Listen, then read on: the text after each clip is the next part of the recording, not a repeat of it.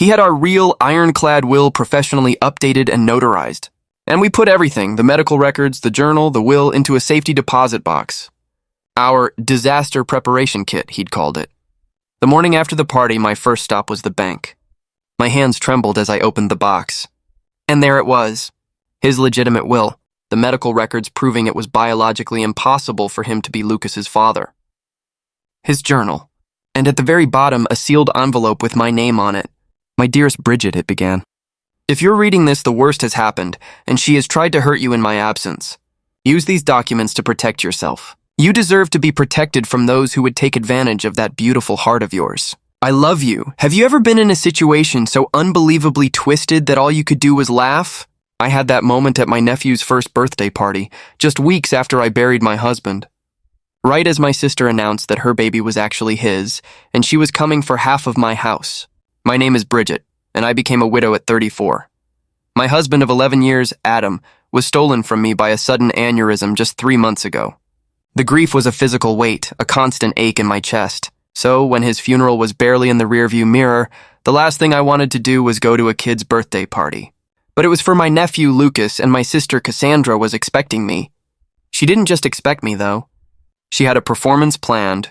In front of our entire family and all her friends, Cassandra made her grand announcement. Lucas, she declared, was Adam's secret love child. And to prove it, she waved a will in the air, claiming half of the $800,000 home Adam and I had built our lives in. As everyone's jaws hit the floor, I had to bite the inside of my cheek to stop a laugh from escaping. Because there was one massive, impossible flaw in her story that only I knew. Adam and I met 12 years ago. I was volunteering at a charity auction, and he outbid everyone for this beautiful watercolor painting I'd been staring at all night. The second the auctioneer called his name, he walked straight over and just gave it to me. "I think it belongs with you," he said, with a smile that made his blue eyes crinkle. That was Adam, generous, kind, and so incredibly observant. I fell for him instantly. We were married within a year, and we bought our dream home, a beautiful old Victorian that needed a lot of love. It was a stretch, but we were full of hope. We imagined filling its high-ceilinged rooms with the sounds of children. But those children never came. For years we tried. We hoped, we prayed, we charted. Then came the doctors, the endless tests, and 4 gut-wrenching rounds of IVF that drained our savings and our souls. I'll never forget the quiet drive home after the last failed attempt. Adam just reached over and held my hand. No words were needed. We both knew it was the end of that road. Later that night, sitting on our porch swing, he pulled me close and whispered, "We can still have a beautiful life. You and me. That's enough." And he meant it. He truly, deeply meant it. So we rebuilt. We traveled, we poured our hearts into our careers, and we renovated that old house room by room, turning it into our masterpiece. Our life was full, just different than we'd planned. My younger sister, Cassandra, was always hovering at the edge of our happiness. She was the family's wild child, drifting through jobs and men while our parents constantly made excuses for her and bailed her out of trouble. Our relationship was complicated. She's beautiful, charming, but there was always this dark undercurrent of competition. If I got something, she had to have it or one-up it. It was exhausting. Adam always encouraged me to be the bigger person. "She's your only sister," he'd say. "Family is important." 2 years ago, she started dating Tyler, a bartender with a motorcycle and a volatile temper. Their relationship was a constant drama of breakups and makeups. Then she announced she was pregnant. It was a shock. After all our heartbreak, she'd achieved what we so desperately wanted by accident. I pushed down the sting of jealousy and was determined to be the best aunt I could be. When Lucas was born, I was there. I knitted him a blanket. I babysat overnight so she could sleep. I loved that little boy. Adam, though, he was different. He was always kind, but he kept a certain distance from Lucas. At the time, I figured it was too painful for him, a reminder of our own struggles. I never questioned it. Then came the worst day of my life. A headache in the morning, a promise to call after his meeting, a call that never came. Instead, the hospital called me. A brain aneurysm, sudden, massive. There was nothing they could have done. He was 36 years old. The world went gray. Cassandra was weirdly absent through it all, sending texts about Lucas being sick or not having a sitter. She made a brief, awkward appearance at the funeral and left before anyone could even speak to her. I was too broken to care. And that brings me back to the party.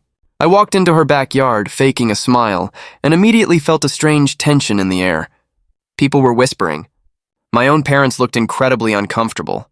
After about 30 minutes of awkward small talk, Cassandra emerged holding Lucas. She was glowing, almost giddy. She tapped a glass for attention. "Thank you all for coming," she began, her voice loud and clear. "I've been keeping a secret, one that I can no longer hide." A chill went down my spine. "Lucas is not Tyler's son," she announced, her eyes locking with mine. "He's Adam's." Gasps rippled through the crowd. The world tilted on its axis. "Bridget's husband and I had a brief affair," she continued, her voice rehearsed and steady. "It was a mistake, but these things happen." Then she pulled out the folded document. Adam knew. He updated his will. He wanted to provide for his son. Half of the house is legally Lucas's. Every eye was on me, a mix of pity, shock, and morbid curiosity. My dad looked like he was about to jump up, and in that moment, as my entire world was being publicly detonated, a smile started tugging at my lips. It was so absurd, so colossally, impossibly false that it was almost funny. "Oh, I see," I said, my voice shockingly calm. I took a sip of water. "May I see this will, Cassandra?" She hesitated, confused by my lack of hysterics, and handed it over. It was a joke. The legal language was all wrong, and the signature. It was close, but it wasn't Adam's. I knew his signature like I knew my own name. I folded it neatly and handed it back. "Thank you. I think I need to go now." "That's it?" She sputtered. "This is Lucas's day," I said, grabbing my purse. "We can discuss this. Privately." As I walked away, the whispers erupted behind me. The second I got in my car, the laugh I'd been holding back finally exploded out of me. It wasn't a happy sound. It was a wild, unhinged cackle that turned into sobs, a tidal wave of grief and rage and disbelief at her sheer audacity, because Cassandra had no idea what had really happened. 3 years ago, Cassandra made a pass at my husband. I was on a long work call, and when I came back, she was draped over him, her hand on his arm. Adam told me about it that night. She told him I didn't appreciate him, that he deserved more. He shut her down, and she played it off as a joke. But it wasn't a one-time thing. There were flirty texts, accidental touches, even showing up at his office uninvited. Adam told me everything. He blocked her number. We created distance. Then Adam had a medical issue. A minor surgery was required, but there was a complication. On the doctor's recommendation, to protect his future health, Adam had a vasectomy. It was 2 full years before Lucas was even conceived. We never told anyone. After years of invasive questions about our infertility, we learned to guard our privacy fiercely. The only people who knew were me, Adam, and his doctors. A week after the surgery, Adam said something that seemed paranoid at the time. "Cassandra isn't done. I have a feeling she might try something drastic one day." He immediately made an appointment with our lawyer, James. He documented every inappropriate text, every unwanted advance. Beyond words, beyond time. Adam, tears streamed down my face. My practical, thoughtful, incredible husband had seen this coming. He was still protecting me. Armed with his love and his evidence, I called James. We hired a private investigator, and what he found was sickening. Cassandra was drowning in over $75,000 of debt. She was being evicted. Tyler, the real father, had abandoned her and Lucas, and the PI found the text messages. Messages to her friend Jenna, planning the whole thing. "Adam's death is terrible, but maybe it's my chance to get what I deserve," one read. My friend is good with Photoshop. "The signature looks totally legit. Time for me to get my share." It was premeditated, cold, calculated. She was using my grief as a business opportunity. I called her. "We need to talk," I said. "Come to my house alone." She arrived looking smug, ready to collect her winnings. I sat her down in the living room. "I hope you don't mind if we record this," I said, pointing to the small device on the coffee table. Her confidence wavered. I let her tell her story, the whole fabricated tale of a hotel affair. I let her dig her own grave. Then I started asking questions. Which hotel? What room number? What did he order from room service? She fumbled, her story unraveling with every detail she couldn't provide. Why does any of this matter? She finally snapped. "Because it's all a lie," I said calmly, and I laid the first document on the table. These are Adam's medical records. He had a vasectomy 2 years before Lucas was conceived. It is physically impossible for him to be the father. The color drained from her face. She snatched the papers, her hands shaking. These could be fake. They're not, and his doctor will happily testify in court. I slid the next document over. This is Adam's actual will. It leaves everything to me. Then came the PI's report on her debt, the eviction notice, and finally the printouts of her texts. "We know everything, Cassandra," she broke. Not the fake, theatrical tears she used on our parents, but deep, ugly, body-racking sobs. She confessed everything, the desperation, the debt, the lies. I could have sent her to prison. Forgery, attempted fraud, it was all there. But looking at the pathetic, broken woman in front of me, I thought of Lucas. He was innocent. He was still my nephew. "Here's what's going to happen," I said, my voice hard as steel. "You are going to tell our family the truth. You will apologize to me, and you will apologize to Adam's memory. In exchange, I won't press charges. I will set up a trust for Lucas's medical care and education. I will help you find a place to live." Her eyes widened. "Why would you do that?" "Not for you," I said honestly. "For Lucas, and because Adam would want me to. But there are conditions. You will go to therapy. You will get financial counseling. And you will let me be a part of Lucas's life. If you break any of these rules, the deal is off," she agreed. The family dinner that weekend was the most excruciating meal of my life. Cassandra, pale and shaking, confessed everything. My parents were horrified, but my mother's first instinct, as always, was to soften the blow for Cassandra. "You wouldn't press charges against your own sister, would you?" she asked me, horrified. And that's when I finally snapped.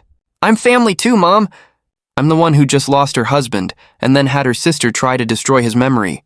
Where was your concern for me?" I laid down the law. No more enabling. No more bailouts. Our family had to change. A year has passed. The daffodils Adam planted are blooming in the garden. Cassandra, surprisingly, has stuck to the agreement. She's in therapy, has a steady job, and is finally standing on her own 2 feet. Our relationship is formal, but it's honest. I see Lucas all the time. He is a bright, happy little boy, and I love him fiercely. I started a foundation in Adam's name, and his legacy is helping young law students. And I've started seeing someone.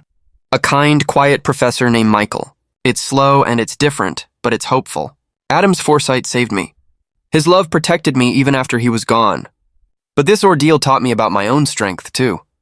It forced me to build boundaries of steel where there used to be none. Sometimes the most painful betrayals are the ones that force you to finally, truly stand up for yourself. It was one of the hardest things I've ever had to do. I'm curious, have you ever been put in a position where you had to choose between protecting yourself and keeping the peace with your family?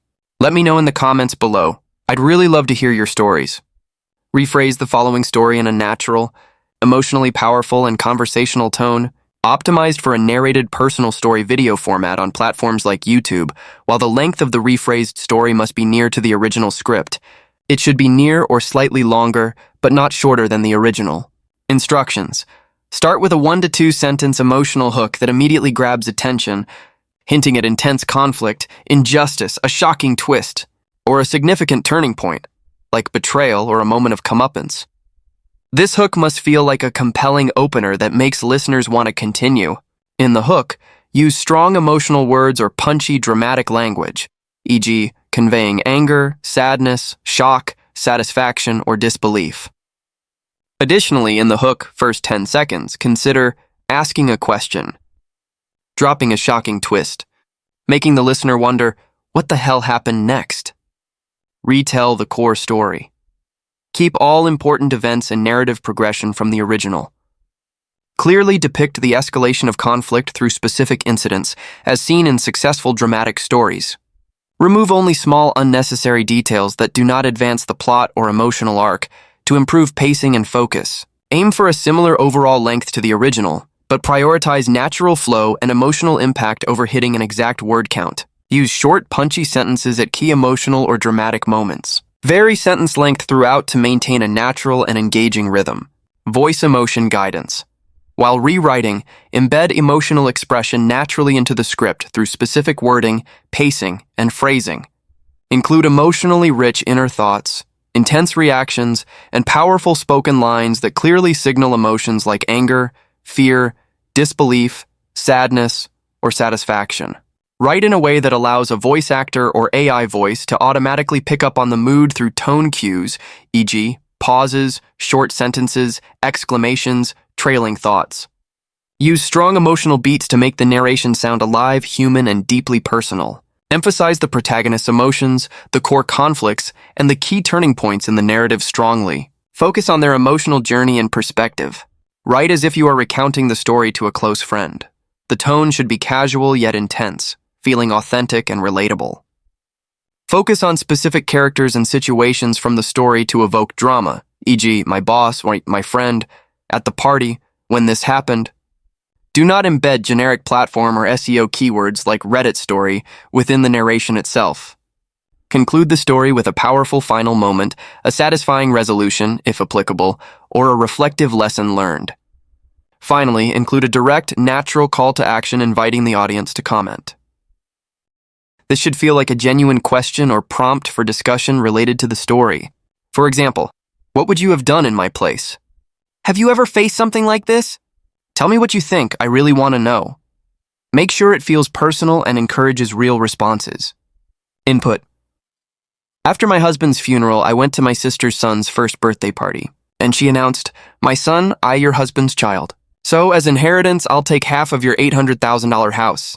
She even showed me his will. I said, "Oh, I see," and tried to hold back my laughter because my husband, my name is Bridget, and at 34 years old, I never expected to be a widow.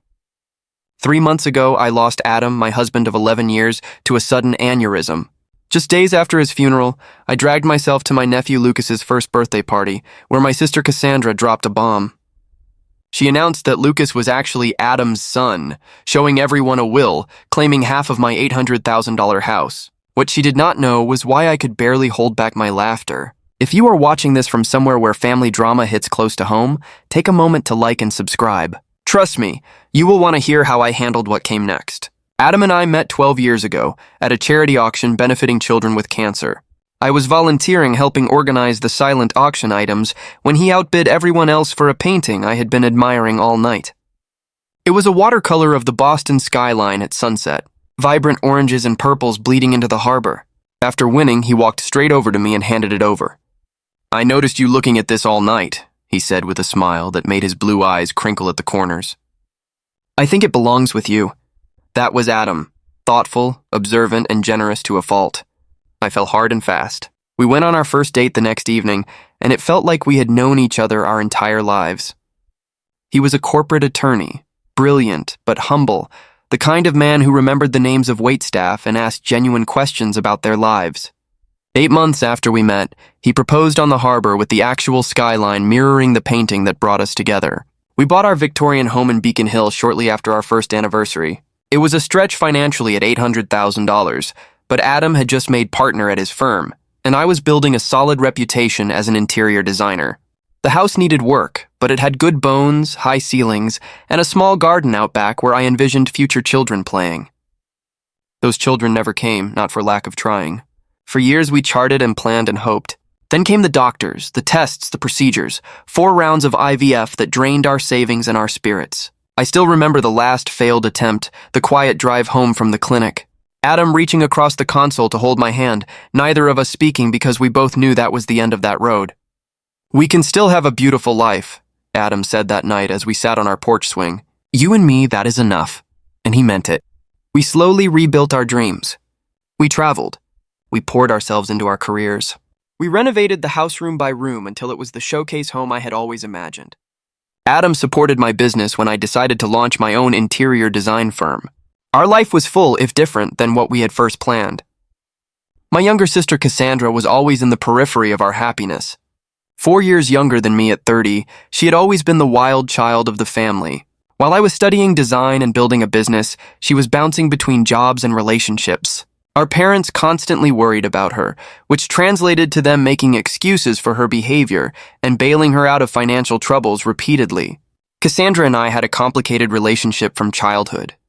She was undeniably beautiful with the kind of effortless charm that drew people to her, but there was always an undercurrent of competition from her side. If I achieved something, she needed to one-up me. When I started dating Adam, she suddenly became interested in law students. When we bought our house, she complained for months about her apartment fishing for our parents to help her upgrade. It was exhausting, but Adam encouraged me to maintain the relationship. She is your only sister. He would remind me. Family is important. 2 years ago, Cassandra started dating Tyler, a bartender she met while out with friends. He was handsome in a rugged way with tattoos covering his arms and a motorcycle that our parents disapproved of. Their relationship seemed volatile from the outside with dramatic breakups and passionate reconciliations. Then came the pregnancy announcement at Thanksgiving dinner the year before Adam died. It was unexpected to say the least. I was living into societal expectations. Yet there she was, announcing her pregnancy with theatrical tears and declarations about the miracle of life.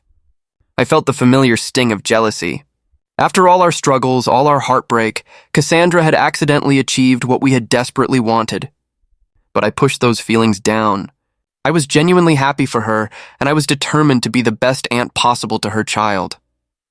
Lucas was born a healthy 8lb4 Oz. I was at the hospital with flowers and a handmade blanket I had spent months knitting. Cassandra seemed overwhelmed by motherhood from the start, often calling me in tears about Lucas's colic or her exhaustion. I stepped in as much as I could, sometimes watching Lucas overnight so she could sleep. Adam was less involved with Lucas than I was. In retrospect, I thought it was because of our own infertility struggles that it might be painful for him to bond with a baby that was not ours. He was always kind when Cassandra brought Lucas over, but he maintained a certain distance that I never questioned at the time. Then came that terrible Tuesday morning. Adam complained of a headache before leaving for work. I suggested he stay home, but he had an important client meeting, just a migraine. He insisted kissing me goodbye. "I will call you after the meeting." That call never came. Instead, I got one from the hospital. By the time I arrived, he was already gone. Brain aneurysm. They said nothing could have been done. He was 36 years old. The next days passed in a blur of arrangements and grief. Cassandra was strangely absent during most of it, sending text messages claiming Lucas was sick or she could not find a babysitter. When she did appear at the funeral, she stayed briefly, keeping to herself and leaving before the reception. I was too numb with grief to think much of it at the time. 1 week after we laid Adam to rest, Lucas's first birthday arrived.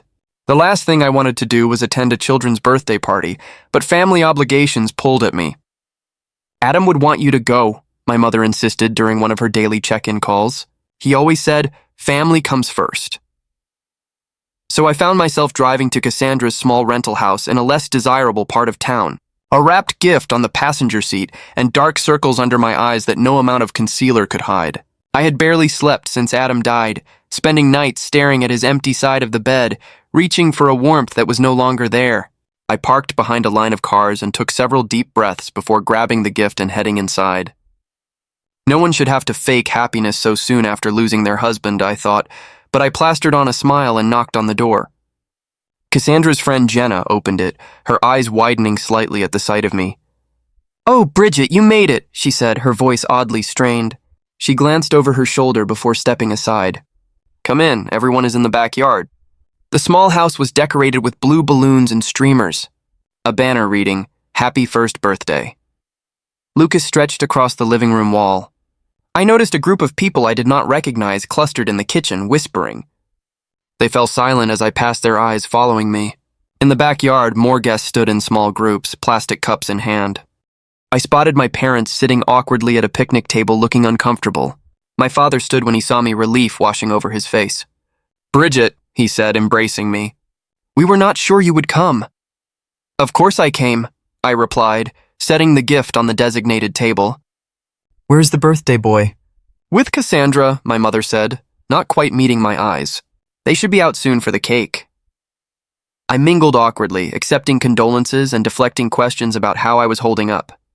Everyone seemed on edge, conversations stopping abruptly when I approached.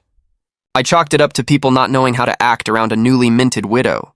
After 30 uncomfortable minutes, Cassandra emerged from the house carrying Lucas on her hip. She was wearing a new dress I had never seen before, her hair freshly highlighted.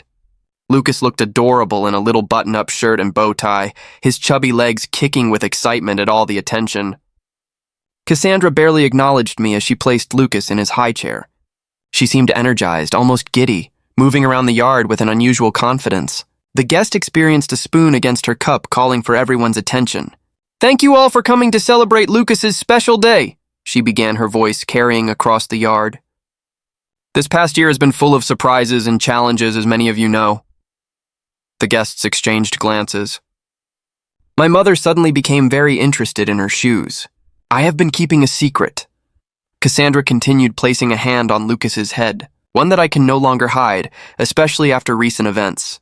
A chill ran down my spine. Something was very wrong.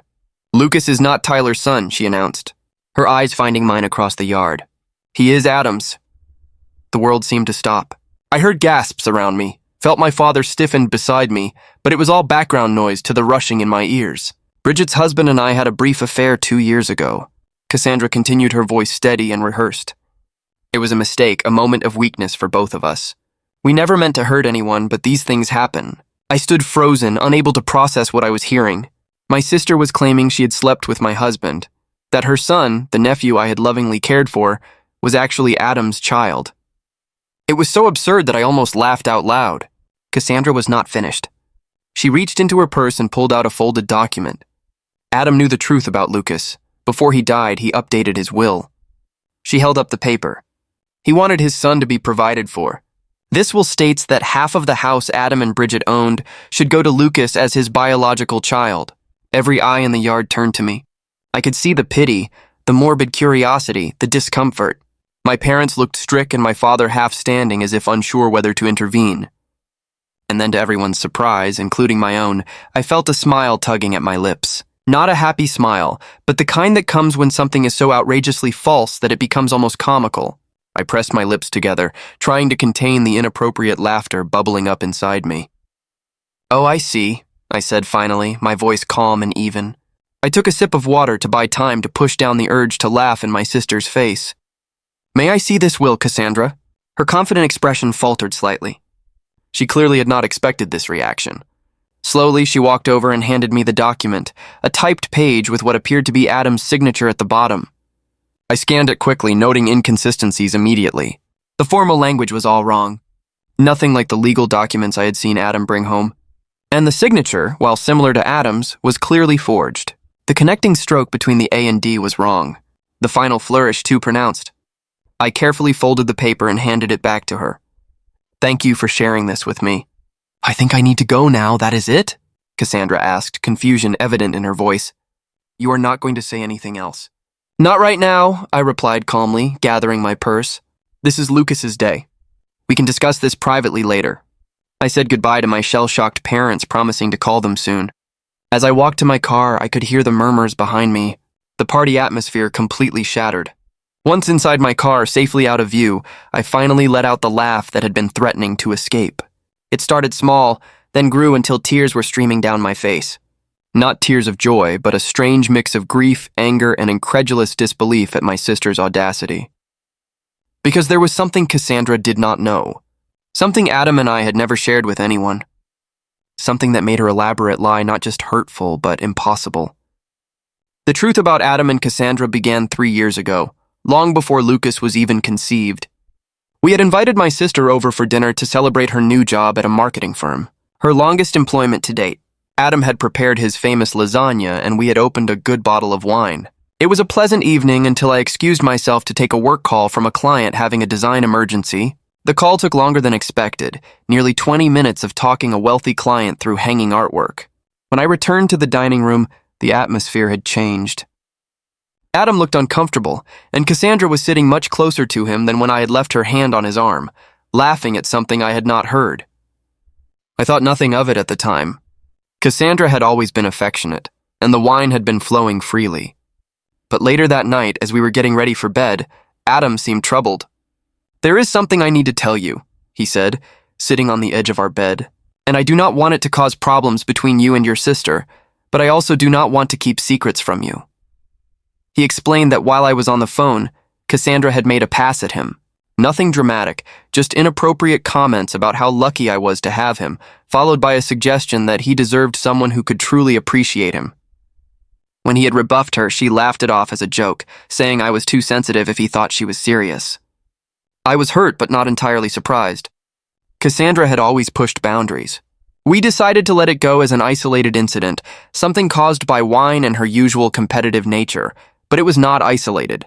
Over the next few months, Cassandra found ways to touch Adam whenever I was not looking, sent text messages that walked the line between friendly and flirtatious, and once showed up at his office uninvited asking him to lunch.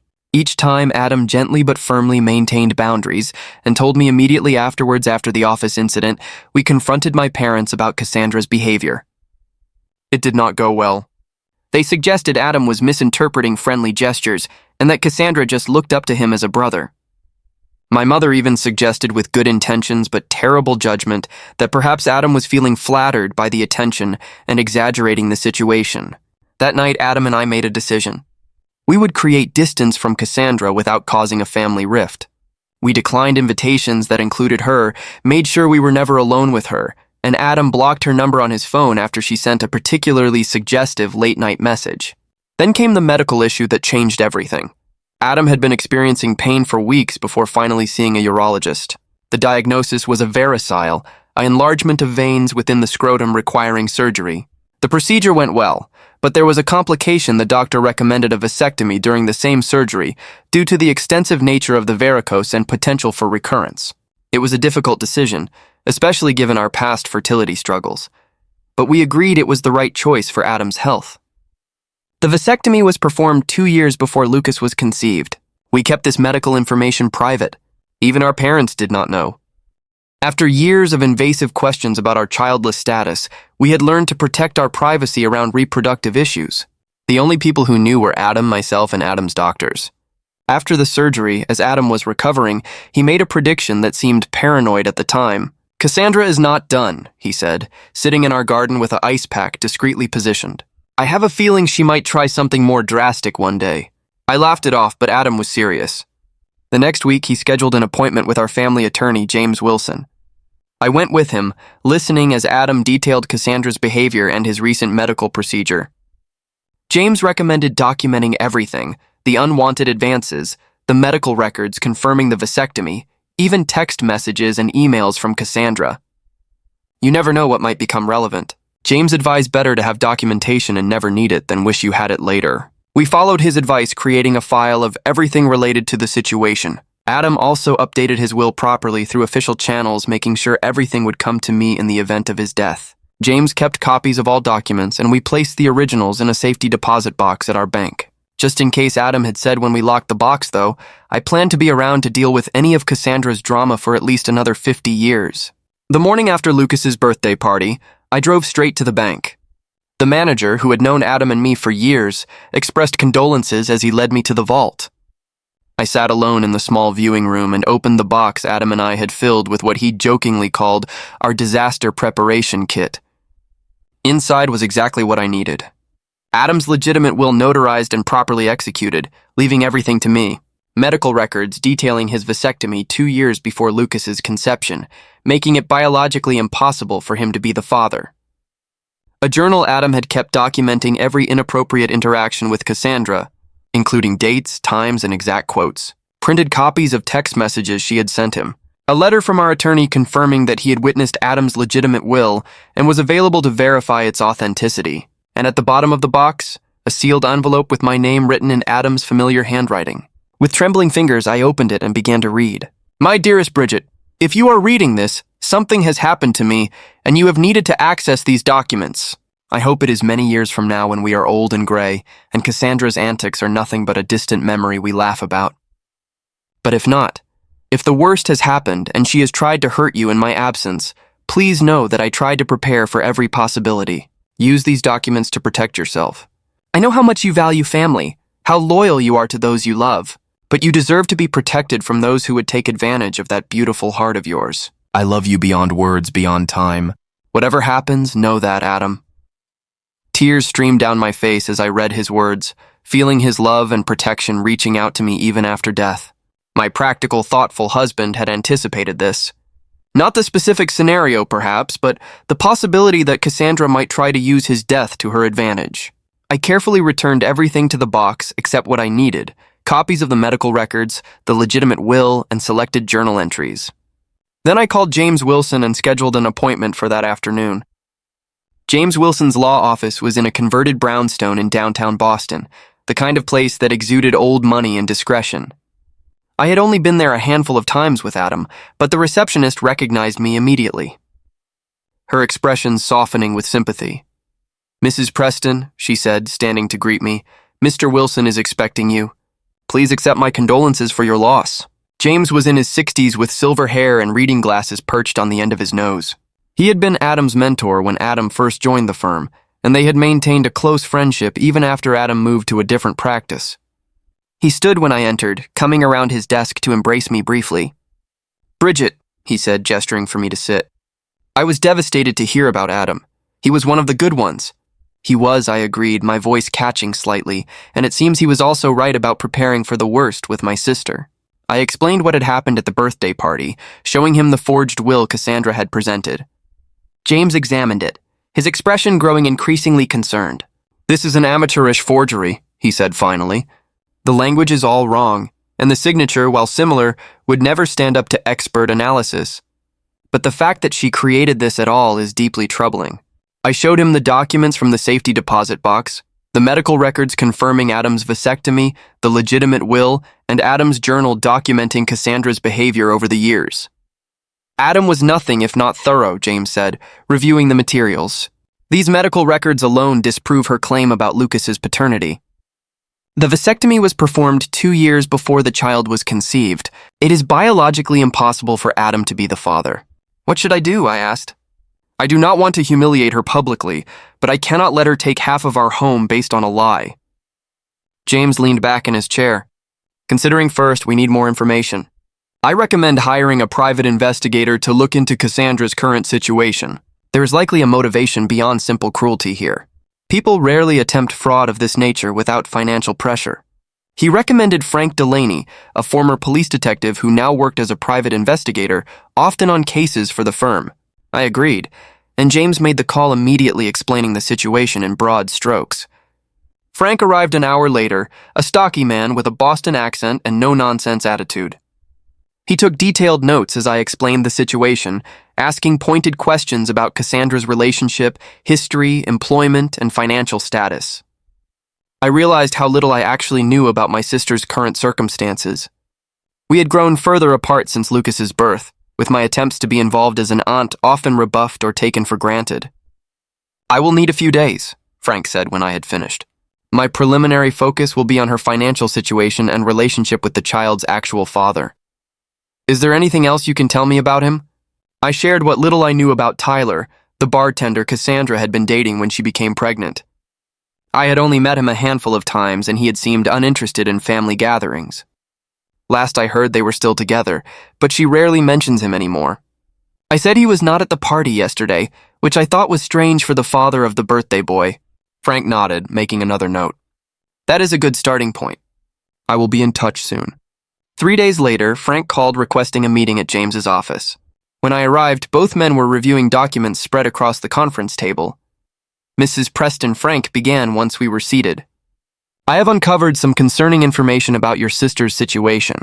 According to his investigation, Cassandra was in dire financial straits. She had accumulated over $75,000 in debt spread across credit cards, personal loans, and medical bills for Lucas, who had needed surgery for a heart defect shortly after birth. Her credit score was abysmal, and she had been rejected for 3 additional loans in the past month alone. She is also facing eviction." Frank continued, sliding a document across the table. "This is a copy of the notice her landlord filed last week.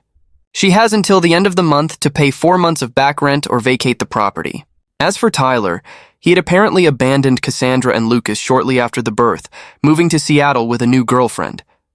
He was paying minimal child support, barely $200 a month, and even that irregularly. "I also found these," Frank said, producing printouts of text messages. "She has been telling friends about her plans to claim part of your house for weeks. These are messages between her and a friend named Jenna. I recognized the name as the woman who had opened the door at the party. The messages were damning. Adam's death is terrible, but maybe it's finally my chance to get what I deserve. That house is worth at least 800 Kelvin now. If I play this right, I'll have a nice nest egg for Lucas and me. The will is almost ready. My friend Dave is good with Photoshop and found a sample of Adam's signature online from some charity auction. It looks totally legit. Bridget has always been the golden child. Time for me to get my share. She got 11 years with a great guy. The least she can do is share the wealth now that he's gone. I felt physically ill reading the calculated coldness of my sister's words. This was not just opportunism. It was premeditated fraud designed to capitalize on my grief. There is more, Frank said gently. I ran a background check on Tyler Martin, the actual father. He has a history of domestic violence charges from a previous relationship and currently has a warrant out for unpaid child support for another child in New Hampshire. He is not someone you would want around your nephew. I sat in stunned silence trying to process everything. My sister was not just desperate. She was willing to destroy Adam's reputation and our marriage to solve her financial problems, and her choice in partners had put Lucas in a potentially dangerous situation. What do I do with all this? I asked, looking between James and Frank. I cannot just expose all of this publicly. Lucas is innocent in all of this. He is still my nephew.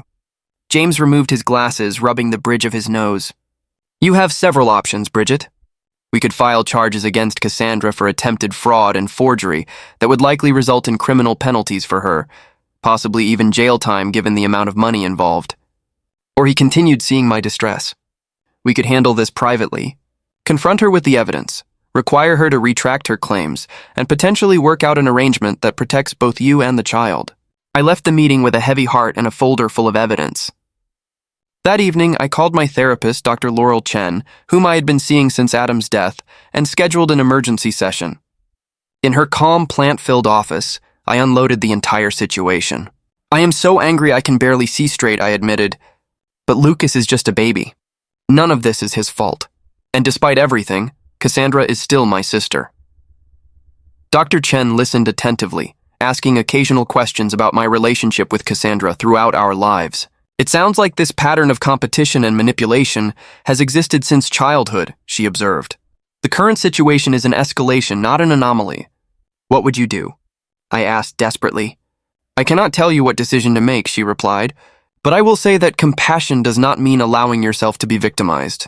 You can be kind while still establishing firm boundaries and consequences. After much reflection, I decided on a course of action. I would confront Cassandra privately, with all the evidence offering her a choice-faced potential, legal consequences for her fraud, or accept a compromise that would provide for Lucas while requiring accountability from her. With renewed determination, I called Cassandra the next morning. We need to talk about the will, I said when she answered. Can you come to my house tomorrow afternoon? Just Lucas, I knew you would come around, she replied, sounding smugly satisfied. I will be there at 2. I spent the morning preparing for Cassandra's visit, arranging documents in a logical order, and setting up recording devices on James's advice. Massachusetts is a 2-party consent state, he had warned me.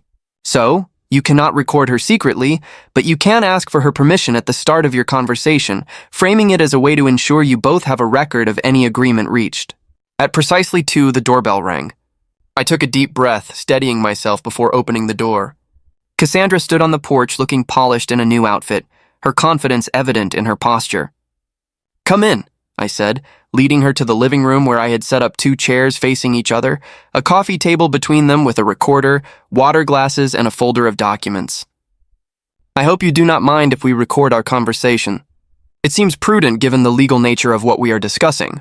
Cassandra hesitated only briefly before nodding. Sure. Whatever makes you comfortable, though I think this can be pretty straightforward. The will is clear. I turned on the recorder, stating the date and time and confirming Cassandra's consent to be recorded. Then I sat back, studying my sister's face. Before we discuss the will, I would like to understand exactly what you are claiming happened between you and Adam. Cassandra launched into a well-rehearsed story about a supposed affair 2 years ago. According to her version, she and Adam had connected during a period when he and I were having problems. She claimed they met several times at a hotel downtown, that Adam had confessed his unhappiness in our marriage, and that Lucas was conceived during these encounters. He always meant to tell you, she said, her eyes wide with practiced sincerity. But then, Lucas was born with a heart condition, and he did not want to add stress to the situation. He promised he would provide for his son, though.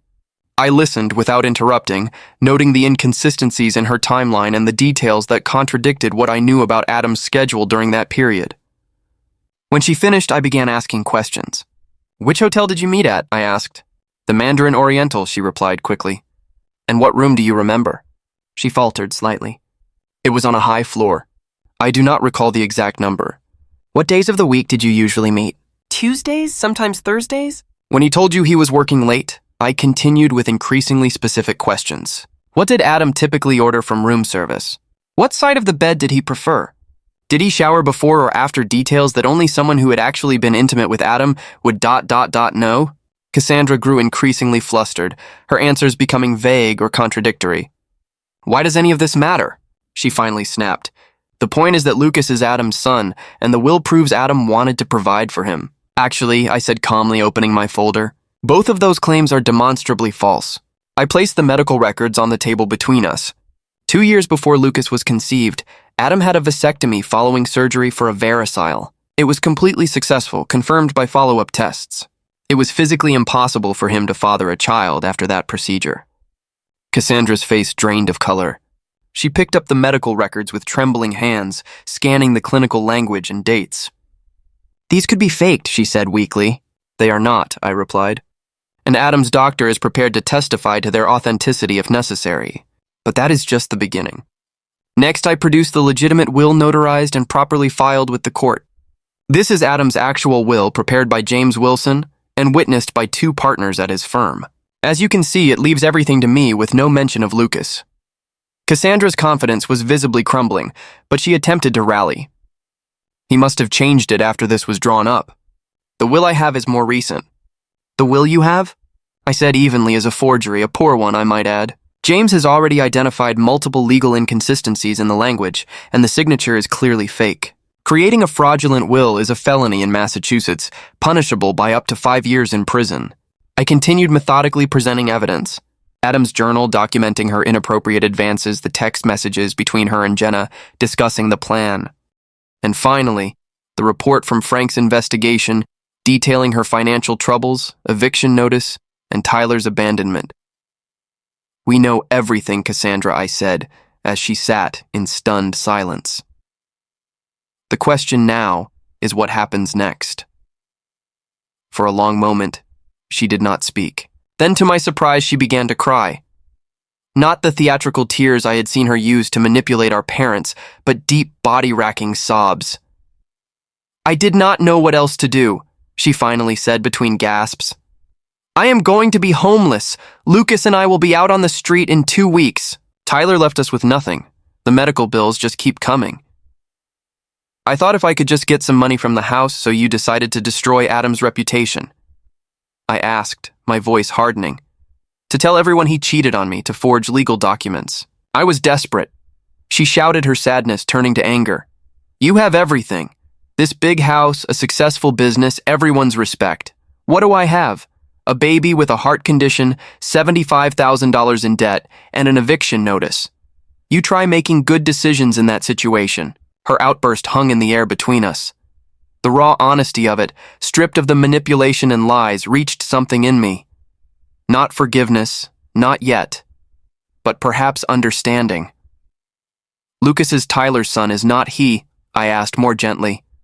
She nodded, wiping her eyes. Yes, Adam never touched me. Not like that. I did try with him years ago. He always shut me down immediately. He was annoyingly loyal to you. And the will? My friend Dave helped me create it.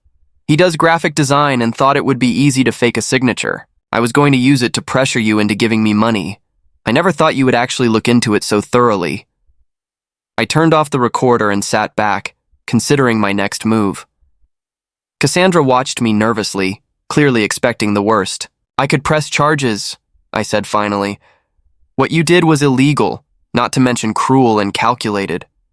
She nodded miserably. I know, but that would hurt Lucas, I continued. And despite everything, he is my nephew. I love him.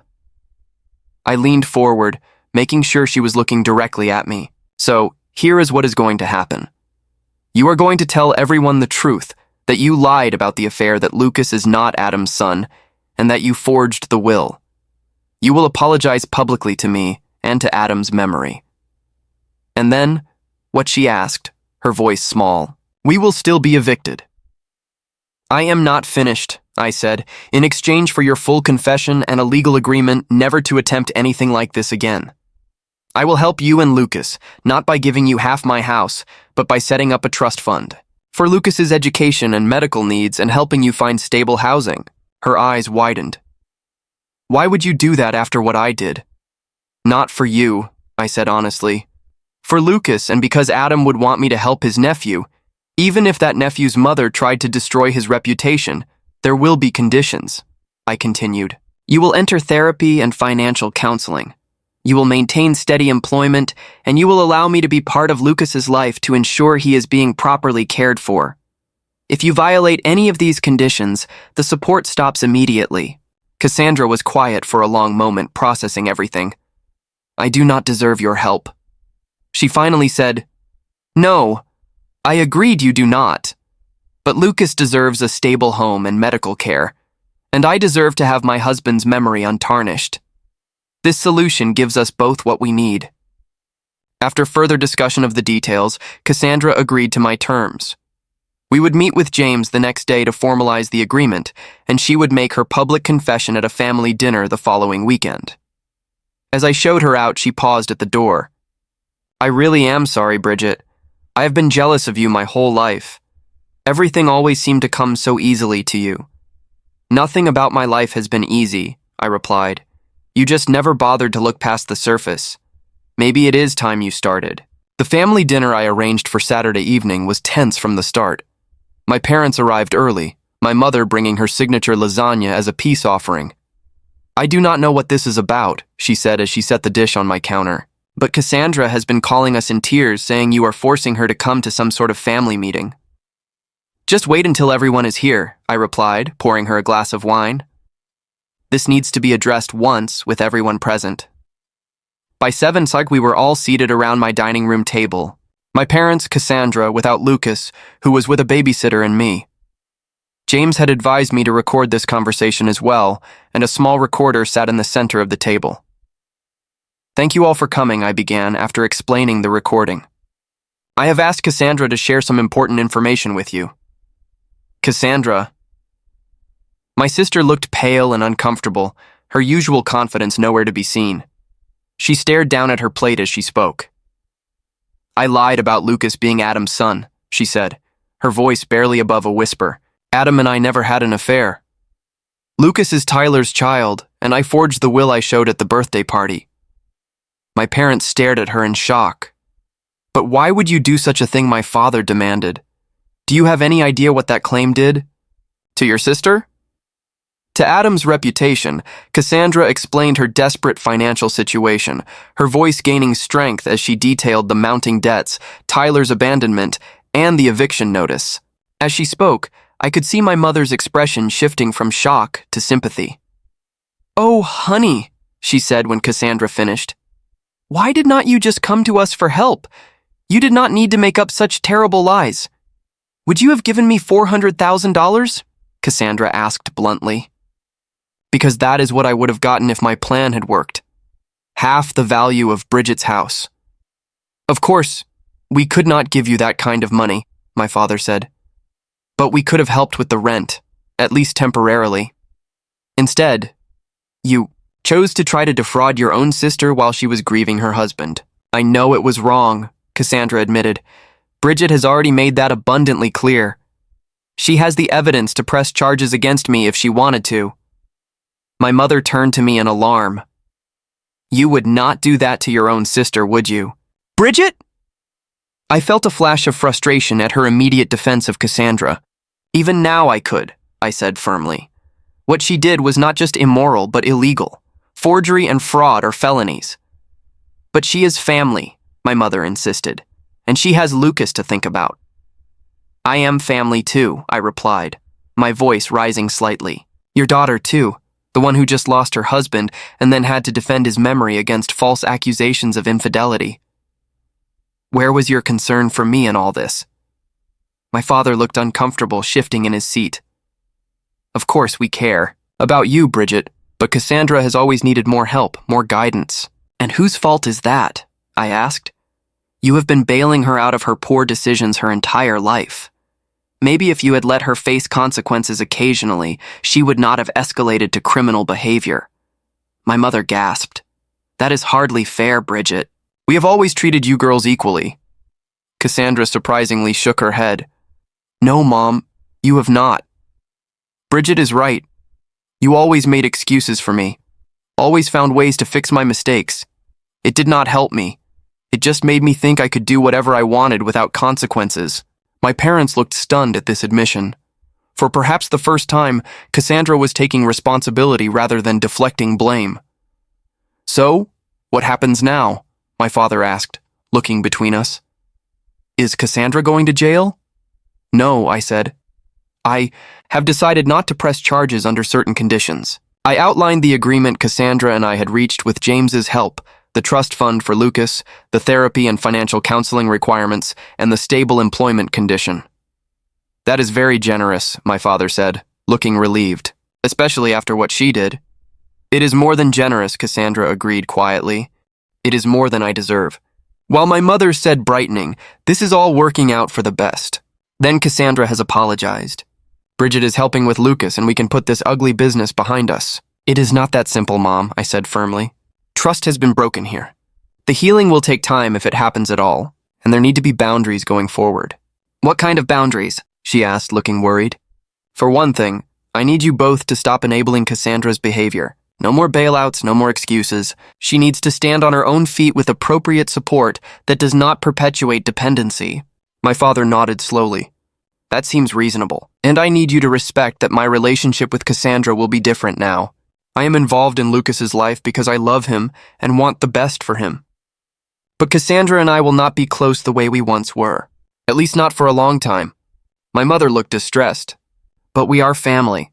We need to stick together, especially now. Being family does not mean tolerating abuse." "Mom," I said gently, "what Cassandra did was abusive. She tried to use my grief to manipulate me to take advantage of me at my most vulnerable.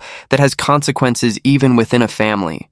The remainder of the dinner was subdued with my parents processing this new reality. When they left, my father hugged me tightly, whispering, "I am proud of you, Bridget. Adam would be too." My mother hugged me as well, but her eyes were sad already. Mourning the idealized family dynamic she had always pretended we had, Cassandra was the last to leave. At the door, she hesitated. "I really am sorry," she said again. "Not just for the will and the lies, but for everything. For the years of competition and jealousy, for not being the sister you deserved." "I know," I replied. "And I hope the therapy helps you understand why you made these choices. Lucas deserves a mother who is emotionally healthy and honest. Do you think you will ever forgive me?" I considered the question carefully. "I do not know," I answered truthfully. "But I am willing to see where this new path takes us. For Lucas's sake, and maybe someday for ours too." The drive home with my parents was silent. Each of us lost in our own thoughts. I knew one thing for certain. Our family would never be the same. But perhaps in time it could be something healthier, built on honesty rather than illusion. 1 year after Adam's death, I stood in our garden watching the spring bulbs push through the soil. The daffodils Adam had planted the previous fall were blooming a riot of yellow against the newly green lawn. I felt a bittersweet ache seeing them, knowing he had put them in the ground with hopes of seeing them bloom. So much had changed in that year. The trust fund for Lucas was established and already helping with his ongoing medical needs. His heart condition, while requiring monitoring, was responding well to treatment, and he was growing into a cheerful, curious toddler. Cassandra had surprised everyone by truly embracing the conditions of our agreement. 6 months of therapy had helped her recognize patterns of behavior stemming from childhood. The constant need to compete with me, the self-sabotage that had characterized many of her decisions. She had found steady employment as an office manager at a dental practice, a job that provided stability and benefits. Our relationship remained formal but cordial. I saw Lucas regularly taking him for outings to the park or the children's museum. Cassandra and I did not pretend to be close, but we had found a way to coexist peacefully for Lucas's sake.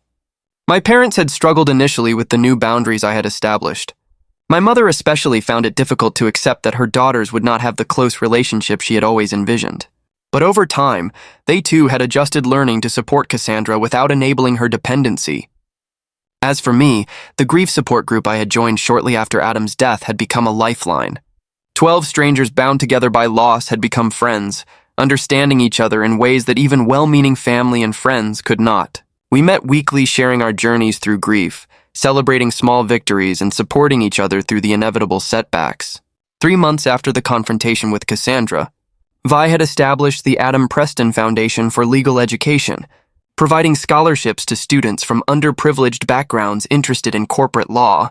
It gave me purpose to see Adam's legacy continuing in the careers of young idealistic lawyers who might otherwise never have had the opportunity to enter the profession. Old friends had stepped up in ways I could never have anticipated.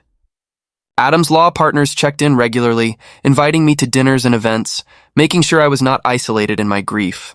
My college roommate Sarah flew in from Chicago monthly just to spend weekends with me, sometimes doing nothing more than watching movies and ordering takeout. And then there was Michael. I met him at a fundraiser for the foundation 6 months after Adam died. He was a professor of ethics at Boston University, thoughtful and kind with a quiet sense of humor that reminded me of Adam in some ways. We started as friends, sharing coffee after foundation meetings, then gradually transitioned to occasional dinners. It was different than what I had with Adam, as it should be. Michael understood that Adam would always be part of my life, that loving again did not mean replacing what came before. We were taking things slowly, both of us cautious but hopeful. Standing in the garden that spring morning, I reflected on everything Adam had taught me, not just during our years together, but even after he was gone. His foresight in preparing those documents had protected me when I was at my most vulnerable. His journal entries had validated my experiences with Cassandra when my own parents tried to dismiss them. His love continued to shield me even in his absence. I had learned difficult lessons through this ordeal, that family relationships need clear boundaries to remain healthy. That documentation is not just a legal precaution, but sometimes an emotional necessity that forgiveness does not have to mean forgetting or allowing harmful patterns to continue. That sometimes the people we expect to protect us are the ones we need protection from. But I had also learned about my own strength. I had faced Cassandra's betrayal, navigated the legal complexities, and made difficult decisions about how to move forward, all while processing the devastating loss of my husband. I had found a way to honor Adam's memory while beginning to build a new life for myself. The daffodils swayed in the spring breeze, resilient after the long winter. I thought about how grief is like that too. Not a straight line, but a series of seasons, each bringing its own challenges and unexpected beauties. I was not the same person I had been before Adam died before Cassandra's betrayal. I was stronger in some ways, more cautious than others, but ultimately more authentic in how I approached relationships and boundaries. Sometimes the most painful betrayals force us to find strength we never knew we had. I said softly to the garden Adam had loved, "You could not have known what would happen after you were gone, but somehow you prepared me to face it. And in that way, your love protects me still." As I turned to go back inside, I felt a sense of peace that had been absent for so long. Not because the grief was gone. It never would be completely, but because I had found a way to carry it alongside hope for the future. Adam had given me that gift, teaching me that love endures even when the person is gone, that preparation and honesty are acts of profound caring. If there is one thing I would share with anyone facing betrayal within their family, it is this. Protect yourself with both documentation and boundaries. The people who truly love you will respect those boundaries, and the ones who do not were never safe for you to begin with. Have you ever had to establish difficult boundaries with family members? Thanks for watching. Take care. Good luck.